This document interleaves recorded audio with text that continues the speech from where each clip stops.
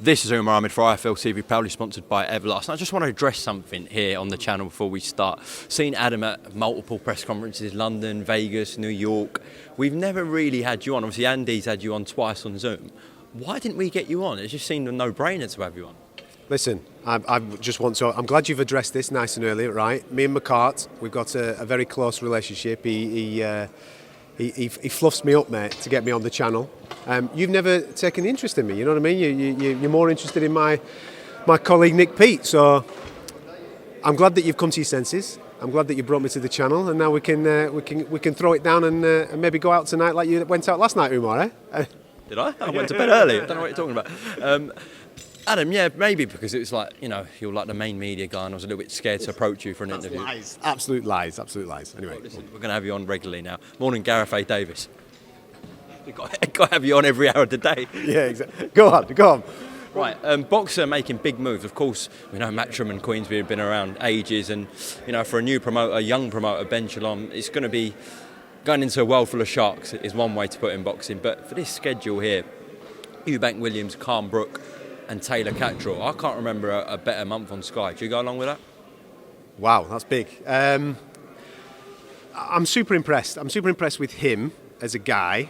I mean, I'm lucky enough to obviously speak to a lot of these people and be around them and have various bits of conversations. And he's a very straight-talking young fella. He's obviously got the faith of the people at Sky, because obviously it was a big thing last year for Matchroom and from Eddie to depart from Sky, take the majority of all their fighters over to the Dazn platform, kind of left Sky up the creek without a bit of a paddle. And obviously the partnership now with Boxer and Ben, I think has been. Listen, it was bumpy at the start, wasn't it? Because we had events booked where main events started falling off, and you thought to yourself, bloody hell, they can't catch a break. But the start of this particular year, especially, obviously, with the British Boxing Board of Control shutting us down in January, for us to get off in Great Britain in February, you're right, the 3 shows that they are putting on, none of them are on box office. I think. All Calm Brook is. Oh yeah, sorry, it is, isn't it? Yeah. Imagine if that was off box office. Yeah, wow. I was just thinking though, me being a radio guy and obviously covering it on the radio. Yeah, you're right. But having said that though, having those 3 events, those fights on the Sky platform throughout the course of February is a phenomenal start, and they've kind of set a little bit of a precedent now that's where they have to go. I mean, listen, man, anybody who listens to my stuff, you know that I moan all the time about fights that aren't 50-50, that, you know, you've got good people fighting like being taxi drivers. Nobody wants to see that. You want to see competitive fights. You want to see the best against the best. And I think with those main events in particular that we're talking about there, we've got competitive knocks. One this weekend. I think it's super competitive. People might favour Eubank in it, but I think it's a super competitive fight. Your Calm Brook fight, okay, that's not best against the best. With all due respect to those guys, they are past the highs of their career, but it's a super competitive fight. And then obviously at the end of the month, you've got the best 140-pounder in the world, in my opinion, taking on a lad that has most certainly earned his stripes and got himself into a mandatory shot. It's a Battle of Britain, and I think we're going to get an absolute cracker. So, yeah, maybe you're right in what you've said there. I mean, I can't think of too many better months that Sky have had in recent times. So it's a fantastic start to the year for us all. And all British clash as well always helps sell it. Yeah, absolutely, mate. Absolutely. There's nothing better, mate. It gets, you know, I mean, we're going to see this weekend, aren't we? I mean, you've got to give Eubank Junior some massive credit. He's got a massive set of nuts. He doesn't give to you-know-whats, does he? It's IFL, you can tell. All right, he doesn't give a shit, mate. He'll go wherever. Like he fought Yildirim with that very pro-Turkish crowd going in there that particular night. He's going to come to Cardiff. It's going to be very pro Liam Williams, as we know. But he loves that. He loves going in there. He loves the thought of the crowd being against him at the start. And throughout the course of the fight, good fight fans realise the talent that is in the ring. And if he can do what a lot of people believe he can do, then at the end of it, they'll be cheering for him. And that's his aim.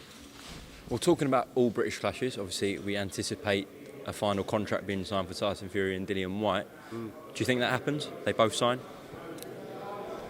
Wow, man. You're putting me on it today, aren't you? Do I think it happens?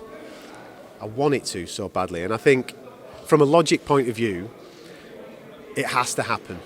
Because an opportunity like this, to fight for the World Championship, when you've been making noise to fight for the World Championship for such a long period of time, And the amount of money that is involved in it, of course, there's the arbitration and there's the situation with an 80-20 split, not being happy with that and wanting it to be more closer to a 70-30 split. I get it. I completely get it.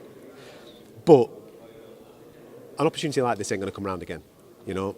And if you genuinely believe that you can win the fight, I've got to say it like I say it for every other fighter. If you genuinely believe that you can win the fight, you take the fight. You take the fight and then you become the A side and then everybody else dances to your tune once you've won that fight. So I would think with the amount of money that is involved in the fight, a world record purse bid of $41 million, I can't see it not happening. I can see maybe a few twists and turns though over the next couple of weeks. Maybe, I don't know, somebody comes in with a boatload of cash and asks for it to come to a different type of venue. We all want it here in the UK, but I can see all those twists and turns. But yes, I do see the fight happening, mate. That's an interesting point. I've heard, not going to say from who, but there's 6 stadiums, well, 6 venues in this country, like the UK, who want to host that fight. Not surprised, man. I mean, if you think about from a live gate point of view, there's at least, I mean, if let's say Wembley, what's that, 90,000 seats? 90,000 seats, yeah? Okay, so let's go with Wembley, with the more seats being in there. If you average the ticket price out at £100 just for the ease of my maths, because my maths isn't brilliant, there's 9 million sat there on the live gate, isn't there, you know? And I'm sure that the people that are involved with broadcasting this will boost the pay-per-view price. Fans won't like me saying that, but that's just a fact. It's going to happen. Well, it'll be £25, won't it? You would think that. You would think that. I mean, what's the average? It's normally about 20. It's 20, but Fury fights have been 25, the ones with Wilder. They're not going to go up to 30, surely. No. Well, it's going to be 25. So 25 quid, you're doing, what's the world record? The British record. I think it's 1.1, Joshua Ruiz 2 in Saudi Arabia. Is it? I thought a bit more than that. I thought about 1.5 really? buys, yeah. Well, no, that's what that record is. But if I'm being dead honest, mate, right now, that happened on Sky Sports, yeah? So you've got, obviously, a Sky Sports platform that's got a rolling news channel that's ramming it down everybody's throat every day of the week in order to go and buy that. And with all due respect, the hardcore fans are already going to buy it, or the casual fan going to buy boxing events. They need it to be in their faces constantly, day by day, in order to say, come and watch this at the weekend. The narrative of Joshua winning his titles back in the Middle East against the little Mexican fella that knocked him out, that's quite an easy sell. This is an easy sell because we've got 2 fantastic personalities. You've only got to put them in a room together and I'm sure that'll go viral. But at the moment, it's on the BT Sport platform. They don't have a rolling news channel. So will it do 1.5 million buys? I'm unsure. I don't think it does. There's going to be some news coming on that. Yeah, I believe that there might be a shared platform situation. All right? I didn't want to give that away and get anybody into trouble, but I think that is needed. If we're talking 1.5 million buys, which everybody seems to tell me that that's what it's going to do, you are going to need to share the platform with someone that might have a rolling news channel that can ram that down everybody's throat. That's all. Absolutely. We will wait for the official announcement on who we're talking about and whatnot. Exactly. You mentioned the $41 million record purse bid win, if the fight actually takes place. We hope we see that fight obviously in April. What was your initial reaction to that bid? Because, you know, we were anticipating perhaps a crazy bid, but maybe from a Triller or another network, not really from Dazn or BT. When you saw that, what was your reaction? Frank's got money, man. That's what my original reaction was. Yeah, he's making it rain. You're 100% right. I think one of my tips in the build-up to that purse bid was expect something mad, like a Triller coming in, like when they did that with the Kambosos Lomachenko bid. Lopez bid, yeah, you're right. When they did that, I expected something like that. To only have 2 bidders at the time was surprising. I'm not surprised that he went massive. He went for a world record as well. Frank and Bob, I'm not surprised that they went for a world record too, because let's be straight, having the premier guy, Tyson Fury, fight on somebody else's platform, defending his belts and what have you, is an absolute disaster. You can't be doing that. So you've got to back your guy, you've got to go big. So when the dust has settled, obviously my initial reaction was, well, what the fuck, right? That was my initial reaction. But when the dust settled, you think to yourself, it makes an awful lot of sense. You can't have your guy fighting on another platform. You just can't do that. Even though, like, if you do the maths and you try and make it all stack up, it doesn't necessarily stack up. But if they're going to share a platform and push more pay-per-view buys down people's throats, then there's a lot of money on the table there. So I'm not surprised at all that Frank Warren backed his guy. He's the premier heavyweight in the world. Why would you not?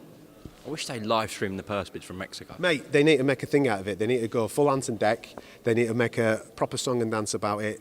Just imagine this, right? So they open Eddie's envelope, $32 million. Everybody's gone, oh, world record, unbelievable. And then all of a sudden the music kicks in. Frank comes in like Vince McMahon, bosh, whaps it down on the table. Have them spuds. $41 million. That's what people want, don't they? They want a song and dance out of it, mate. That's what should have happened.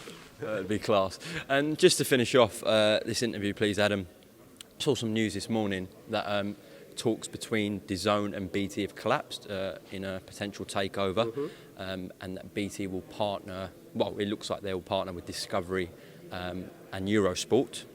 Your thoughts when you saw that report? It's been, listen, everybody knows that I cover the UFC for BT Sports. It's been a little bit of a...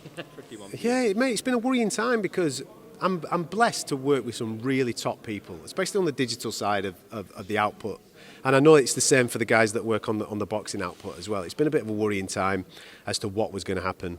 Obviously, Dazn, they've been very proactive in order, they've not made it a secret, have they? They've wanted to obviously get their hands on football and football rights because I think that's where the major fan base is, and if you can do that, then hopefully from our point of view as boxing fans, you can start to boost that product as well. But as you've just said, that news has come out this morning that BT Sports are going to be doing a partnership with Discovery, so therefore that involves Eurosport and people like that, and I'm kind of delighted a little bit for the guys that I work with. You know, they've been worried about the jobs. They've been worried about whether the Dazn are going to come in and there's not going to be a need for them or anything like that. And I think this partnership then kind of solidifies the fact that the great work that the guys on the digital side of BT Sport, whether it be UFC and the boxing side as well, they're going to get to keep their positions. And obviously when a new company comes in like this with new ideas and new investment and various things like that, there's going to be growth. So I think from a BT, from a Queensberry who's got a relationship with BT, from the guys that I work with, it's absolutely fantastic. I'm a little bit concerned, if I'm really, really honest, from a Matchroom point of view and the fighters that Matchroom have on the roster, because obviously they've got an exclusive deal with DAZN. And that's an over-the-top streaming service that doesn't have those rolling news channels to be able to promote these fighters. They've got some fantastic talent, man. And look at the fights that they're putting on. I mean, you've got to take your hat off to them. This month, we've just been talking about February being brilliant. Matchroom's initial outlay of fights at the start of this year were top class. You've got some fantastic domestic fights, international fights. I mean, look at that save that they made with Estrada falling out.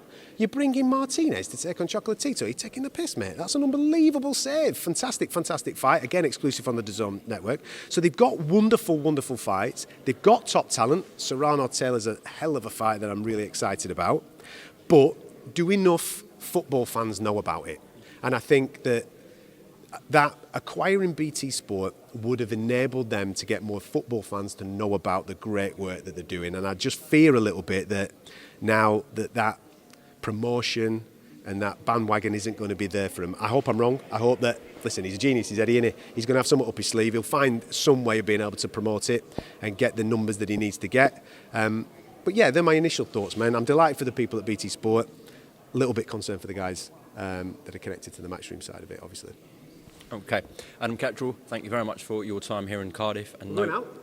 Yeah, let's do it. Let's do it. What's the time? 4 o'clock? It's all right? Yeah, perfect time, mate. Perfect time. We're finished.